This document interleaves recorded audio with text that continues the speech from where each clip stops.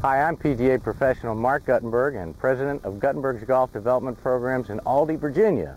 We've just talked about a mechanical part of our practice putting session. Now it's time to transfer and go play some games, to be like you are on the golf course, where you don't evaluate the meaning of shots and you take the mechanics, you put them aside, and you start thinking about things like target and tempo. So to do that, after I've done all these works with the balls of steel and my mirrors, now I play a game with 5 golf balls. My goal is to go 5 holes in a row without a single 3-putt. So if I hit 5 balls to a hole, make all 5 of them, I'm good, that's 1 in a row. I do that till I get 5 in a row. If I go to the 3rd hole and I have a 3-putt, I have to start over. During this session, I also have to have at least 5 1-putts. Now, the reason I'm doing this is because I want to get to a point where when I'm putting, I stop evaluating the meaning of the putt. It's very easy when your goal is to have 5 in a row that can't be anything worse than a 2-putt to get to that 4th 3-footer and say, I need to make this putt because it means whatever. Anytime we think outcome or the meaning of a putt, we're going to try to influence it and control it too much. So by hitting 5 putts from the same spot to the same hole, I don't worry about the break because I ought to have it figured out by the 4th or 5th one. I'm learning something, feedback from the speed of each putt, so I need to be able to adjust to each one.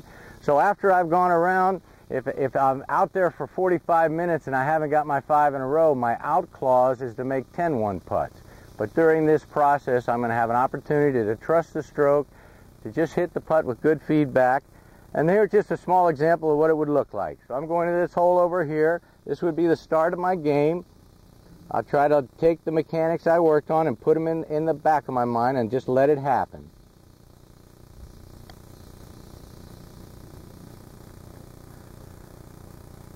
So there's one of my aces. I only need 4 more aces, but that's part 1 of the 5 balls. And each putt should give you feedback on how to hit the next putt. If I hit one too hard, then I better adjust on the next one.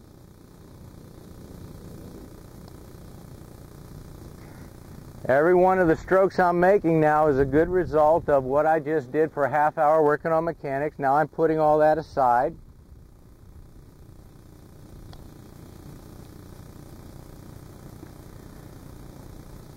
Should be pretty good right there to get my first one with no 3 putts. And again, you go through the motions, you try not to think. So I've got 4 gimmies and an ace. There's 1 in a row. If I can go 4 more holes without a 3-putt, I'm done with that part. And as long as I get 4 more aces, I'm done. Now my practice session is over.